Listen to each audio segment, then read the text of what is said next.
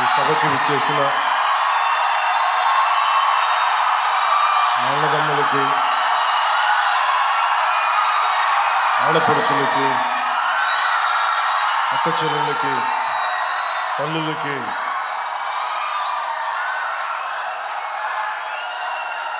సలసల రక్తంతో మరిగే యువతకి, జీవితానుభవాలతోటి పండిపోయి పొలాలు ఎండిపోతున్నా, పశువులకి నీరు లేకపోయినా అన్ని బాధల్ని దిగమింగుకునే ప్రకాశం జిల్లా రైతాంగానికి నా హృదయపూర్వక నమస్కారం. వేదిక పైన ఆసీనులై ఉన్న పెద్దలు, సోదరులు, జిల్లా ఇన్ఛార్జ్ మంత్రి శ్రీ ఆనం రామనారాయణ రెడ్డి గారికి, గౌరవ దేవాదాయ శాఖ మంత్రి వారికి నా హృదయపూర్వక నమస్కారం. ఇందాక వారు చెప్పినట్టుగా ప్రభుత్వ ఉద్యోగి కొడుకునవ్వబట్టి ప్రకాశం, నెల్లూరు దాదాపు ఒక 5-6 ఆంధ్రప్రదేశ్లో ఉన్న జిల్లాలని మా నాన్నగారి ఉద్యోగ రీత్యా ఇవన్నీ తిరగటం జరిగింది. సో అలాంటి నెల్లూరులో మేము ఉన్నప్పుడు విఆర్ కాలేజీలో చదువుతున్న సీట్ కోసం 10th అయిన తర్వాత, ఇప్పుడు దాకా తెలీదు, ఆనం రామనారాయణ రెడ్డి గారికి వారి విద్యార్థి నాయకులుగా ఉండేవాళ్ళు. సో వారికి నాకు సీట్ రావడానికి ఆనం వివేకానంద రెడ్డి గారు నా కజిన్ ద్వారా హెల్ప్ చేశాను నాకు. సో వారికి ఎప్పుడు థ్యాంక్స్ చెప్పుకునే అవకాశం రాలేదు. ఈరోజు వారికి సభాముఖంగా నా కృతజ్ఞతలు తెలియజేస్తాను. అలాగే దోలా వీరాంజనేయ స్వామి గారికి, గౌరవ సామాజిక సంక్షేమ వికలాంగుల వృద్ధుల సంక్షేమ సచివాలయ గ్రామ వాలంటీర్ల శాఖ మంత్రి వారికి నా హృదయపూర్వక నమస్కారం. అలాగే వేదిక పైన ఆశీనులైన పార్లమెంట్ సభ్యులు శ్రీ మాగంటి శ్రీనివాసులు రెడ్డి గారు, వీరికి ప్రత్యేకించి మాగుంట కుటుంబీకులతోటి నా చిన్నప్పటి నుంచి చాలా ప్రత్యేకమైన బంధం ఉంది. వారికి, మా నాన్నగారికి వారు కావాల్సిన స్నేహితులు. సో వారికి నా ప్రత్యేకమైన కృతజ్ఞతలు, నమస్కారం. అలాగే గౌరవ శాసనసభ్యులు మార్కాపురం శ్రీ కందుల నారాయణ రెడ్డి గారికి నా హృదయపూర్వక నమస్కారం. గౌరవ శాసనసభ్యులు ఒంగోలు శ్రీ దామచర్ల జనార్దన్ రావు గారికి, అలాగే సంతనూతులపాడు శ్రీ బిఎన్ విజయ్ కుమార్ గారికి, గౌరవ శాసనసభ్యులు కనిగిరి శ్రీ ఉగ్ర నరసింహారెడ్డి గారికి,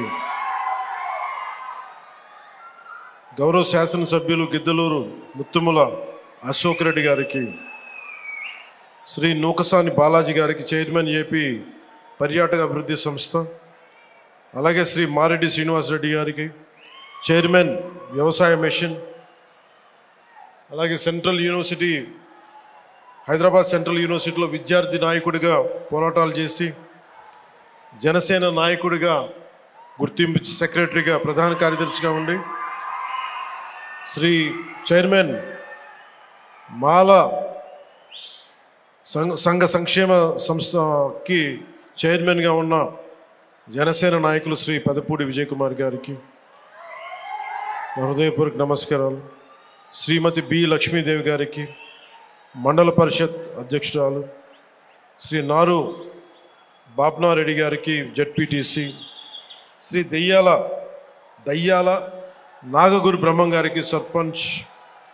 అలాగే ఈ జేజేఎం జరుగుతుంది, దీన్ని ముందుకి బలంగా తీసుకెళ్లిన ప్రిన్సిపల్ సెక్రటరీ పంచాయతీరాజ్ అండ్ గ్రామీణాభివృద్ధి శాఖ శ్రీ శశిభూషణ్ గారికి, అలాగే జిల్లా కలెక్టర్, జిల్లా మ్యాజిస్ట్రేట్ ప్రకాశం జిల్లా గోపాలకృష్ణ రోనంకి గారికి, శ్రీ ఏఆర్ దామోదర్ గారికి, గౌరవ జిల్లా పోలీస్ అధికారి, సూపరింటెండెంట్ ఆఫ్ పోలీస్, అలాగే శ్రీమతి పి గాయత్రీదేవి గారికి, ఇంజనీరింగ్ చీఫ్ గ్రామీణ తాగునీటి సరఫరా, శ్రీ డి హరేరామ్ నాయక్ గారికి చీఫ్ ఇంజనీర్ గ్రామీణ తాగునీటి సరఫరా, అలాగే కృష్ణతేజ గారికి కమిషనర్ పంచాయతీరాజ్ గ్రామీణాభివృద్ధి, వెంకటకృష్ణ గారికి ఓఎస్డి, ప్రత్యేకించి మీ అందరికీ నా హృదయపూర్వక నమస్కారాలు, హృదయపూర్వక ధన్యవాదాలు.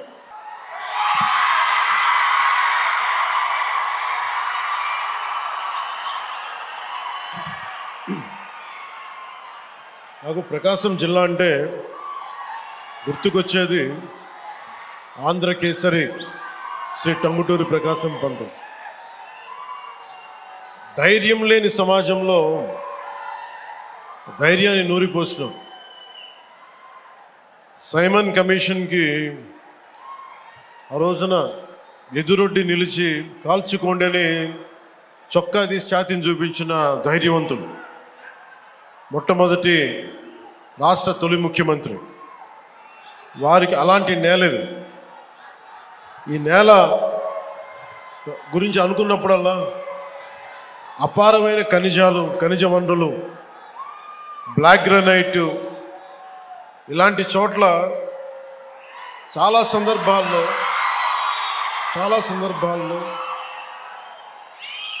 ముఖ్యంగా ఇక్కడున్న యువత, ఈరోజు నేను వచ్చిన సందర్భం జేజేఎం కావచ్చు, కానీ ఇక్కడున్న యువతలో ఉన్న వేదన, కోపం, బాధ, ఆంధ్రప్రదేశ్లోనే మా ప్రకాశం జిల్లా ఇంత నిర్లక్ష్యానికి ఎందుకు గురి కాబడింది, దశాబ్దాలుగా ఉన్న వెలుగొండ ప్రాజెక్టు ఎందుకు చేయలేకపోయారు, పరిశ్రమలు పక్కన పెట్టండి, ఇంత ఉపాధి అవకాశాలు మాకు ఎందుకు కల్పించలేకపోయారు, ఊళ్ళు ఖాళీ అయిపోతూ ఉన్నాయి, వలసలకి మేము వేరే ప్రాంతాలకు వెళ్ళాల్సి వస్తుంది. ఇలాంటి నేపథ్యంలో మీ ఆవేదన, మీ కష్టం, మీ బాధ బాగా అర్థం చేసుకున్నవాడిని. ఇక్కడ ఉన్నది నేను ఒంగోలు జిల్లాలో ఒక 2 సంవత్సరాలు ఉన్నాను. ఒంగోలు టౌన్లో ఒక 6 నెలలు కనిగిరిలో ఉన్నాం. అప్పటి నుంచి ఇప్పటికి కూడా కేవలం నీటి సమస్య, తాగునీటి సమస్య. ఆ తాగునీటి ముఖ్యంగా కనిగిరిలో పనిచేసేటప్పుడు 6 నెలల్లో ఎందుకు వెళ్ళిపోవాల్సి వచ్చింది అంటే, మోకాళ్ళు వంగిపోతాయి, వెన్నెముక వంగిపోద్ది, ఈ ఫ్లోరైడ్ సమస్య ఉందని చెప్పి మేము ఇక్కడి నుంచి వెళ్ళిపోవాల్సి వచ్చిన పరిస్థితి. అందుకని నాకు ఆ కష్టం అప్పటి నుంచి ఇప్పుడు దాకా నా గుండెలో ఉండిపోయింది. మొట్టమొదటిగా జేజేఎం ఈ మల్టీ విలేజ్ ప్రాజెక్ట్ స్టార్ట్ అవ్వాలి అంటే నా ప్రయారిటీ ముందు మన ప్రకాశం జిల్లాకి కావాలి అని ప్రయారిటీ పెట్టాను. గత ప్రభుత్వం మీకు ఏం చేసింది, ఎలా ప్రవర్తించారో మీ అందరికీ తెలుసు. మన జిల్లాకు సంబంధించి వెలిగొండ ప్రాజెక్టుకి ఒక 4,000 కోట్ల రూపాయలు కావాలి. దాంట్లో మేజరు ఎవరైతే భూపరిహారానికి కావాలి. రాష్ట్రం మీద లక్షల కోట్ల అప్పులు తీసుకున్నారు, కానీ మనకు ఒక వెలిగొండ ప్రాజెక్ట్ తేలేకపోయారు. అలాగే గత ప్రభుత్వం జలజీవన్ మిషన్ అనేది దాహం తీర్చేది, గంగమ్మ తల్లి మనకి దాహం తీర్చేది, మన పంట పొలాలకి జీవం పోసేది, పంట పండించి మన ఒంట్లో సత్తువు నింపేది. అలాంటి గంగా సమానమైన నదీ జలాలు ఉండాలి. జలజీవన్ మనకి జలజేయం అనేది ప్రధానమంత్రి గారు చాలా గుండెల్లోకి ఎత్తుకొని భుజాల మీదకి ఎత్తుకున్న స్కీమ్ ఇది. అలాంటి స్కీమ్కి ఈ రోజున మాట్లాడితే గత పాలకులు మళ్ళీ రౌడిజం చేయడానికో, గూండాగర్దీ చేయడానికో, రౌడిజం చేయడానికో అలాంటి భావన మళ్ళీ ఉంది. మీకు తెలుసు కదా, రౌడిజానికి, గుండాగర్దీలకి బయటపడితే మన రాజకీయాలకు వస్తాం. కేసులు పెడతాం, వస్తే 29లో మేము అంతు చూస్తామంటే మీరు రావాలి కదా. మీరు ఎలా వస్తారో మేము చూస్తాం. నాకు వారి మీద, వైసీపీ నాయకుల మీద ఈరోజు చెప్తున్నాను, మొదటి నుంచి చెప్తున్నాను, వ్యక్తిగతంగా నాకు ఎవరి మీద కక్ష ఉండదు. మనస్ఫూర్తిగా నా గుండెల మీద ఆత్మసాక్షిగా చెప్తా, నాకు ఎవరి మీద కోపం ఉండదు. కానీ మీరు సగటు మనిషిలో, ఈ దేశంలో ఉన్న సగటు మనిషికి, సగటు మధ్యతరగతి మనిషికి, సగటు రైతుకి, సగటు యువకుడికి, సగటు యువతకి మీరు కనుక భయభ్రాంతుల్ని క్రియేట్ చేస్తే దాన్ని ఎదుర్కొనే కదా ఇక్కడ దాకా వచ్చాం. మీకు 151 సీట్లు వచ్చినప్పుడు కదా, నేను 2 చోట్ల ఓడిపోయినప్పుడు కదా మేము ఎదుర్కొని బలంగా నిలబడింది. అంటే గుండెల్లో ఎంత దమ్ము ఉండాలి, రక్తంలో ఎంత వేడి ఉండాలి మీలాంటి వాళ్ళు తట్టుకోవాలంటే. నాకు తెలిసిన సినిమాల నుంచి వచ్చినవాడిని, సినిమాలో డైలాగులు చెప్పను నేను. కుత్తుకలు కోసేస్తాం, మిడకాయలు కోసేస్తాం అంటే కోయడానికి మేమేమన్నా చొక్కా ఇప్పి చూపిస్తామా?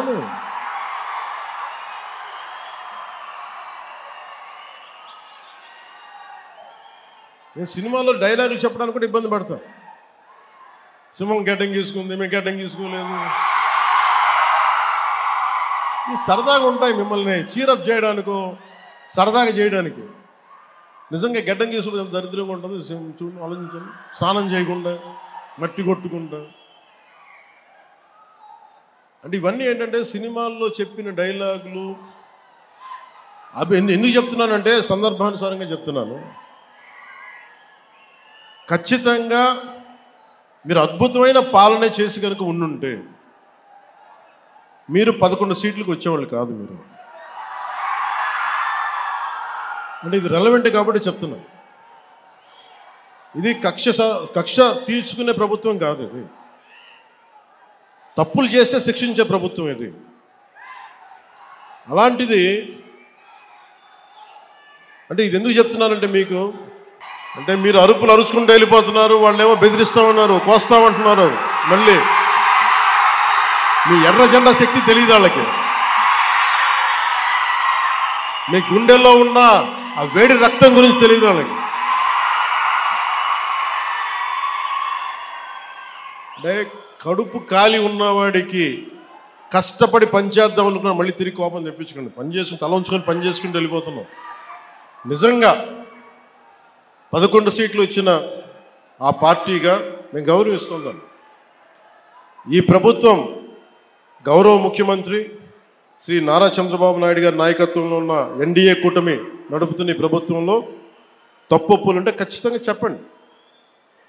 ఖచ్చితంగా చెప్తే మేము సరిదిద్దుకుంటాం, లేదా వివరణ ఇస్తాం. అంతేగాని మేము కుత్తుకులు కోసేస్తాం, రంపాలు తెస్తాం, రంపాలు పెట్టి కుత్తుకులు కోస్తామంటే మీకు తెలుసు కదా, అలాంటి వాటికి తాటాకి చప్పుళ్ళకి మేము భయపడాం. సో జల్ జీవన్ మిషన్కి 2019 నుంచి 2024కి నరేంద్ర మోదీ గారి ఆధ్వర్యంలో నాయకత్వంలో ఉన్న కేంద్ర ప్రభుత్వం మన రాష్ట్రానికి 26,000 కోట్ల రూపాయలు శాంక్షన్ చేసింది, మనకి ఖర్చు పెట్టమని. మీరు ఊహించండి ఎంత ఖర్చు పెట్టారో వీళ్ళు. 26,000 కోట్లు మొత్తం ఇస్తామంటే దానికి మ్యాచింగ్ గ్రాంట్ ఇవ్వకపోవడం వల్ల 4,000 కోట్ల రూపాయలు ఖర్చు చేయగలిగింది. ఆ 4,000 కోట్ల రూపాయలు పోని కనీసం కొన్ని ఊళ్ళకి దాహం తీర్చారా అంటే అది కూడా తీయలే.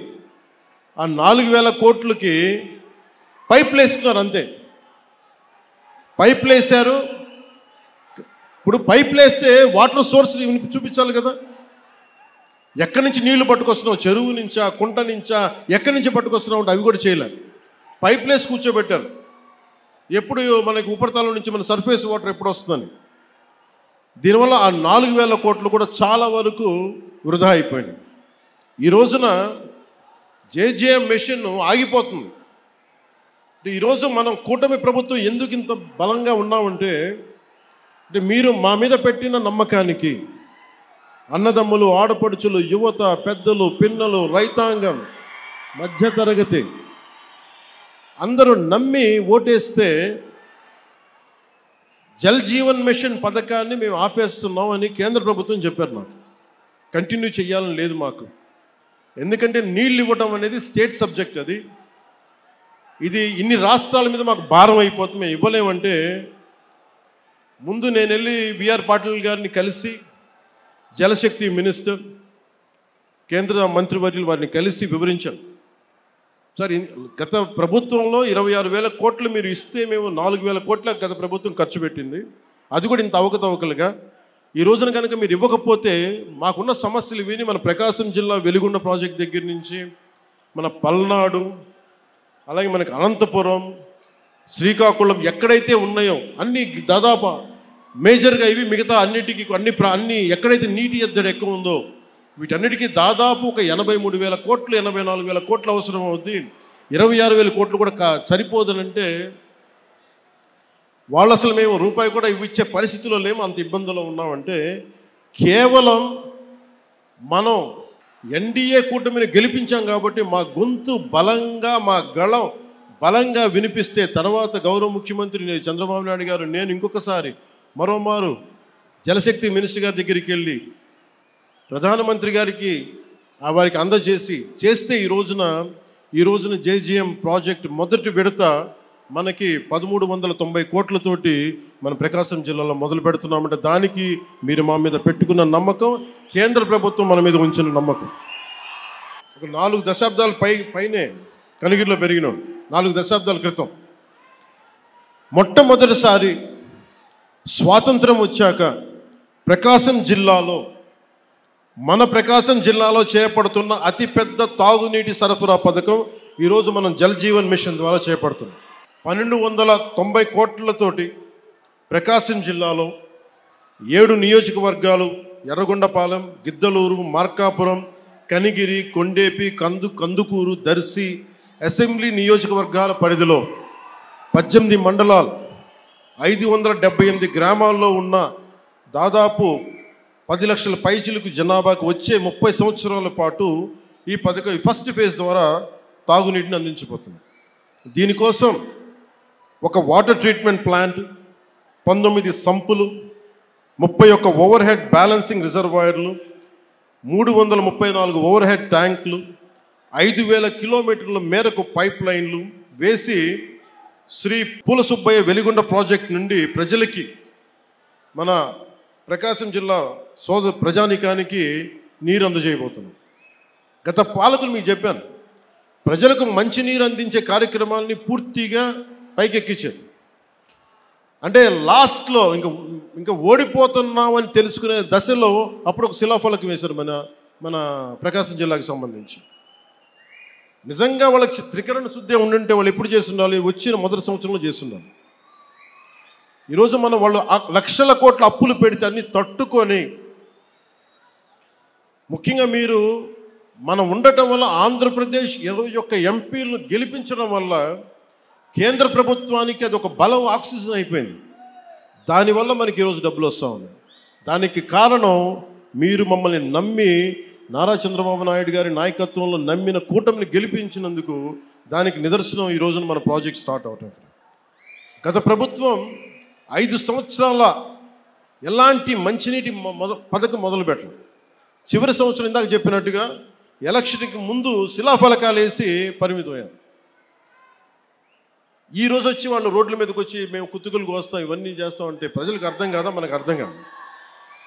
కానీ మన కూటమి ప్రభుత్వం ఏర్పడ్డాక చాలా ప్రణాళికాబద్ధంగా జల్ జీవన్ మిషన్ ప్రాజెక్ట్ని ముందుకు తీసుకెళ్తుంది.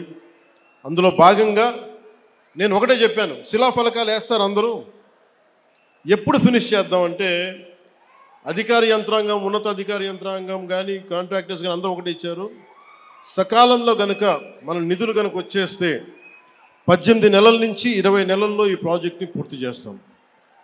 ఇది నేను ప్రత్యేకించి నేను ఈ పథకాన్ని నేను పర్యవేక్షిస్తాను. అలాగే మార్కాపురం లక్ష్మీ చెన్నకేశవ స్వామి ఆలయం భూములు, మంచి గొడవ ఉందా?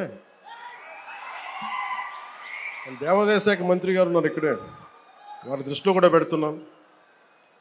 అంటే ఆలయం భూములు అనగానే భగవంతుడి భూములు కదా దోచేద్దామని అందరికీ తేలిగ్గా ఉండదు. తరతరాలు లేచిపోతాయి, జాగ్రత్త. అంటే భూములు మిగిలితే మీరుంటారు తర్వాత. రాజుల సొమ్ము రాళ్లపాలెం దోచుకొని భూమి శాశ్వతం, మన శాశ్వతం కదా. అందుకని దయచేసి దేవాదాయ శాఖ భూముల జోలికి వెళ్ళకండి. అలాగే వైసీపీ హయాంలో ఈ భూదోపిడీ హద్దులు దాటేసింది. భూమి కనిపిస్తే దేవాలయ భూములు కానీ, అటవీ భూములు కానీ, ఖాళీ భూములు కానీ, ఎక్కడ ఖాళీ భూమి కనపడితే అక్కడ గత ప్రభుత్వ పాలకులు గద్దల్లో వాలిపోయి ఆక్రమించారు. దేవుడి భూములను కూడా అక్రమంగా రిజిస్టర్ చేయించుకున్నారు. ఈ వ్యవహారం మీద ప్రభుత్వం దృష్టి సారించింది. ఆక్రమణకు గురైన దేవాలయాలు భూములు తిరిగి వెనక్కి తీసుకునే ప్రక్రియని ఇప్పటికే ప్రారంభించాం. దేవాలయ భూములకు రక్షణ కల్పించే బాధ్యతను కూడా కూటమి ప్రభుత్వం తీసుకుంది. అలాగే వెలిగొండ ప్రాజెక్టుకి నాకు నిజంగా చాలా సంవత్సరాల నుంచి, గత 15 సంవత్సరాల నుంచి నా కోరిక ఒకటే, నా ఆశ చెప్తున్నాను. మీరు ఇక్కడ పారిశ్రామికీకరణ జరగాలి, ఇండస్ట్రియలైజేషన్ జరగాలి. ఇక్కడున్న యువతకి, ఆడపడుచులకి ఉపాధి అవకాశాలు ఎక్కువ మెండుగా పెరగాలి. అందుకని ముందుగా నీళ్లు కావాలి ఇక్కడ. వాటితో పాటు శ్రీశైలం నుంచి కాకుండా ముందు వెలిగొండ ప్రాజెక్టు కనుక అయిపోతే మనకి పారిశ్రామిక అవసరాలకు కూడా మనకి నీటి సరఫరా చేయగలం. దానివల్ల ఉపాధి అవకాశాలు మరింత మెరుగవుతాయి. అంటే నేను చూస్తుంటే ఇందాక చూసిన 1290 కోట్లు ఫస్ట్ ఫేజ్ ప్రాజెక్టుకి. లాస్ట్ ఎలక్షన్లు తీసుకుంటే మన ప్రకాశం జిల్లానే 2000 కోట్లు ఖర్చు పెట్టారేమో అందరూ కలిపి. అంటే ఒక్కొక్క నియోజకవర్గానికి 150 కోట్లు కూడా ఖర్చు పెట్టారండి. అంటే డబ్బు ఉంది ఇక్కడ మన ప్రకాశం జిల్లా. కాకపోతే అది ప్రజలకి వెళ్ళట్లా, పైపైన జరుగుతుంది. మీరు కనుక నన్ను నమ్మి మన కూటమి ప్రభుత్వాన్ని నమ్మితే నాకు కొంచెం సమయం కావాలి. మీ తరపున పోరాటం చేయడానికి నాకు కొంచెం సమయం కావాలి. అందుకని ఉపాధి అవకాశాలు మనకు వచ్చేలాగా ఒక ఎలక్షన్కి 150 కోట్లు ఖర్చు పెట్టగలుగుతున్నప్పుడు ఒక ప్రాజెక్టు ఫినిష్ చేయడానికి 800 కోట్ల రూపాయలు ఖర్చు పెట్టగలిగితే వెలిగొండ ప్రాజెక్టు ఆ భూపరిహారానికి ఇవ్వగలిగితే మనం ప్రాజెక్ట్ అయిపోద్ది. కానీ వాటి డబ్బులు లేక ఇట్లా అయిపోద్ది. దానికి ఏంటంటే డబ్బులకి ఆశ పడకుండా, మీరు ఎన్నికల్లో డబ్బులు పెట్టుకొని గెలవండి, అభ్యంతరం లేదు. కానీ మీరు గెలిచినా, డబ్బులు పెట్టి గెలిచినా కానీ ప్రజలకు ఉపయోగపడేలా పాలన జరిగితే అది నేను దాన్ని కూడా వదిలేసి, అలాంటి పరిస్థితుల్లో తీసుకెళ్ళాలి అంటే ఈ రోజున పొలిటికల్ ప్రాసెస్ డబ్బులు పెడితే తప్ప ఎలక్షన్లు గెలిచే పరిస్థితుల్లో లేదు. కానీ డబ్బులు పెట్టి ప్రజలకి సేవ చేయాలని కోరుకున్నాను. ఎందుకంటే ఉన్న లోపల వ్యవస్థ చాలా లోపలికి వెళ్ళిపోయింది. డబ్బు పరంగా చేస్తే తప్ప ఎలక్షన్లు రావాలి. నేను కోరుకుంటుంది యువత కనుక మీరు ఇదే ఉత్సాహం, ఇదే శక్తి గత ఎన్నికల్లో ఎలా ఇచ్చారో పాలనలో కూడా మీరు అదే గనక ఇవ్వగలిగితే, అదే భరోసా గనక మీరు చూపించగలిగితే ఈ మనకి వలసలు లేని ప్రకాశం జిల్లాని నేను కోరుకుంటున్నాను. సమృద్ధిగా నీరు లభించే ప్రకాశం జిల్లాని కోరుకుంటా ఉన్నాను. దానికి కావాల్సిందల్లా మీ ఆశీర్వాదాలు కావాలి, మీ అండదండలు కావాలి. అలాగే కూటమి ప్రభుత్వం నాకు గౌరవ ముఖ్యమంత్రి చంద్రబాబు నాయుడు గారికి కానీ, భారతీయ జనతా పార్టీ నాయకులకు కానీ, నరేంద్ర మోదీ గారికి కానీ చాలా బలమైన అవగాహన ఉంది, పరస్పర గౌరవం ఉంది. ఎవరు ఏమి కాంట్రిబ్యూట్ చేశారో మాకు చాలా క్లారిటీ ఉంది. కానీ అది ఈ రోజున అది పంచాయతీ స్థాయికి దాకా వెళ్ళాలి. పంచాయతీ స్థాయి దాకా జనసేన పార్టీ ఏం చేసింది, క్షేత్రస్థాయిలో జనసేన నాయకులకి గౌరవం ఇవ్వడం, అలాగే జనసేన నాయకులు తెలుగుదేశం నాయకులకు గౌరవం ఇవ్వడం, లేదా అందరం కలిసి మన ముగ్గురు భారతీయ జనతా పార్టీ నాయకులతో కూర్చొని మాట్లాడటం. సమస్యలు వస్తాయి, ఒక్కోసారి ఇబ్బందులు ఉంటాయి. కానీ వాటిని అధిగమించి ముందుకు వెళ్ళటమే మన లీడర్షిప్ క్వాలిటీ. అందుకని దయచేసి అందరం, నాకు గౌరవ ముఖ్యమంత్రి నారా చంద్రబాబు నాయుడు గారికి కానీ పదే చెప్తా ఉన్నాం. దేనికి చెప్తున్నానంటే ఇంకొకళ్ళు వస్తారన్న భయం లేదు మాకు, వాళ్ళు రారని మాకు తెలుసు. కానీ ఒక పని చేసేటప్పుడు రోజు లాక్కుంటా, పీక్కుంటా, లాక్కుంటా, తిట్టుకుంటా, అంటే ఒక సామెత ఉంటుంది కదా, తల్లిదండ్రులు తిట్టుకుంటూ లేస్తే పిల్లలు కొట్టుకుంటూ లేస్తారు. అలాగా నాయకులు ఎప్పుడు పరస్పరం తిట్టుకుంటా ఒకళ్ళొకళ్ళు పొడుచుకుంటా ఉంటే వేదిక పైన నాయకులకు కానీ రాష్ట్ర స్థాయిలో ఉన్న నాయకులందరికీ కూడా మా అందరి బాధ్యత, మీరు మా మీద భరోసా పెట్టారు. మీరు లేకపోతే 93% కూటమికి, జనసేనకి 100% స్ట్రైకింగ్ రేట్. ఇవన్నీ ఎందుకు ఇచ్చారు? నేను పదే పదే సభలు ఇదే చెప్తున్నాను, కూటమికి కూడా ఇదే చెప్తున్నాను, కూటమి నాయకులందరికీ కూడా. దయచేసి దీన్ని ఒకళ్ళు ఎక్కువ ఒకళ్ళు తక్కువ కాదు, అందరం చాలా అవసరం, ఒకళ్ళకొకళ్ళు అందరం చాలా అవసరం. నేను గతంలో కూడా చెప్పాను, గౌరవ ముఖ్యమంత్రి గారిని లాస్ట్ టైము గత ప్రభుత్వం ఆయన జైలు పాలు చేసినప్పుడు కొద్దిమంది జనసేన పార్టీకి సంబంధించిన మద్దతుదారులు ఏదో మాట్లాడితే తెలుగుదేశం పార్టీని దయచేసి అలా బలహీనంగా చూడకుండా చాలా బలమైన పార్టీ, దాన్ని గొడవ పెట్టకండి, అలా ఇంత నేను గౌరవించాను. అంటే మీకు అడ్వర్సిటీ రివీల్స్ ట్రూ క్యారెక్టర్ అంటాం. ప్రతికూలత పరిస్థితుల్లో మీరేంటి, ప్రతికూల పరిస్థితుల్లో నీ సత్తా ఏంటి, అది కదా. అంటే కష్టాలు ఉన్నప్పుడు నేను ఏం చెప్తున్నానంటే, మేము ఏ రోజు కూడా ఏ పార్టీని తగ్గించలేదు, తెలుగుదేశాన్ని ఏ రోజు తగ్గించలేదు. భారతీయ జనతా పార్టీ నాయకత్వం లేకపోతే, అండదండ లేకపోతే ఈరోజు జేజేఎం రాదు. ఈ రోజున తెలుగుదేశం పార్టీ లేకపోతే, నా గౌరవ ముఖ్యమంత్రి గారు లేకపోతే ఈ ఫైనాన్స్ ఇంత ప్రణాళికాబద్ధంగా చేయలేం. నాకు అనుభవం లేదు, నాకు పోరాటం చేసే శక్తి ఉంది. అంటే ఒక పని చెయ్యాలి అంటే ఇన్ని శక్తులు గుమిగూడాలి. అన్ని వేళ్ళు ఒకలా ఉండవు, కానీ ఏ వేలికి ఈ బొట్టనేలు తీసేస్తే ఏం చేస్తాం, ఏకల వీళ్ళకి ఏం చేయలేము. సో ఎవరు ఎక్కువ ఎవరు తక్కువ లేదు, మొత్తం కలిస్తేనే పిడికిలి.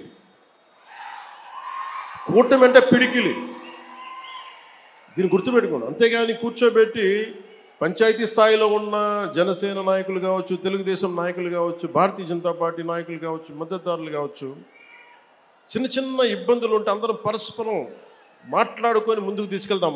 మన ఆబ్జెక్టివ్, మన గోల్ ప్రజలకి న్యాయం చేయటం. ముఖ్యంగా ప్రకాశం జిల్లా దగ్గరికి వచ్చినప్పటికీ దాహం తీర్చడం. మనులు మాణిక్యాలు అడగట్లా, గొంతు తడపమని అడుగుతున్నారు. గొంతు ఎండుకుపోతుంది, పశువులకి నీళ్లు పెట్టుకోలేకపోతున్నాం. పశువులకి వచ్చిన కొత్తల్లో మొదటి అసెంబ్లీ సెషన్లో నాకు గౌరవ శాసనసభ్యులు, మన పేరు గుర్తులేదు కానీ నాకు అసెంబ్లీలో ఇచ్చారు, మూగజీవాలు ఎండుకుపోతున్నాయన్నా సమ్మర్ వచ్చేస్తుందంటే. ఈరోజు పశువులు నీటి తొట్లు ఎందుకు వచ్చినాయి అంటే, దానికి ప్రకాశం జిల్లాలో మనుషులకి నీళ్లు లేవన్నా దాంతో పశువులు చచ్చిపోతున్నాయంటే ఆ ఒక్క మాట కదిలించి ఈరోజు పశువులు నీటి తొట్లు వచ్చినాయి మొత్తం మేము. అంటే ఇవన్నీ ఏంటంటే, మేము 15 సంవత్సరాలు స్టెబిలిటీ ఇస్తే తప్ప, ఈరోజు వేసిన మొక్క, ఒక చిన్న మొక్క వృక్షం అవ్వాలంటే 10-15 సంవత్సరాలు పడద్దు. ఒక మామిడి చెట్టు ఈరోజు మొక్క వేస్తుంది రావడానికి 8-10 కనీసం దశాబ్దం పైన తీసుకుంటుంది. అలాంటిది ఈరోజున ఒక పబ్లిక్ పాలసీ చేస్తే, ప్రజలకు ఉపయోగపడే చెయ్యాలంటే ఇంతమంది ఇంత సమయం కావాలి. అందుకే నేను పదే చెప్తా ఉన్నాను, 15 సంవత్సరాలు కలిపి ఉండాలి అని. దయచేసి నన్ను అందరూ కూడా అర్థం చేసుకోండి. నేను ఈరోజు మీకు ప్రకాశం జిల్లా మనకి ఈ సభ సాక్షిగా చెప్తున్నాను, నాకు నా పార్టీ సంక్షేమం కంటే కూడా, కూటమి సంక్షేమం కంటే కూడా నాకు నా ప్రజల సంక్షేమం చాలా చాలా ముఖ్యం, చాలా ముఖ్యం నాకు. ఎందుకంటే మాకు అధికారం ఇచ్చింది, మీరు కష్టపడమని ఇచ్చారు, మాకు అధికారం, మీకు నిలబడమని ఇచ్చారు, సమస్యలకి పరిష్కారాలు ఎతకమని ఇచ్చారు, కొట్టుకోమని మీరు ఇవ్వలేదు. ప్రతి ఒక్కరూ మేము తెలుసుకోవాలి. అందుకని బయటకు అధికారం నుంచి వెళ్ళిపోయిన గత ప్రభుత్వ పాలకులు రెచ్చగొట్టాలని చూస్తారు, వాటికి రెచ్చిపోకండి.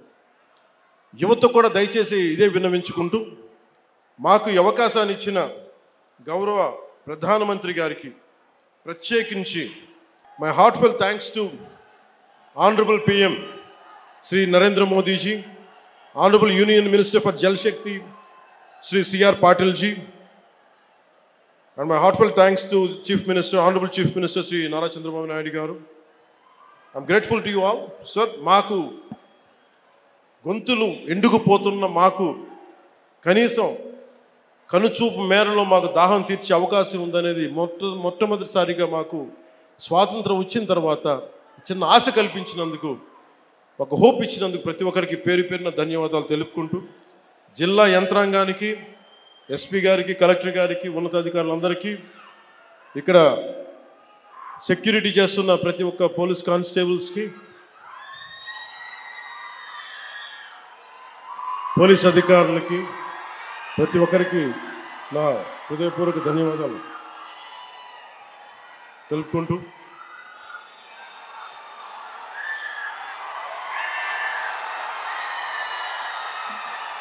నేను మీకు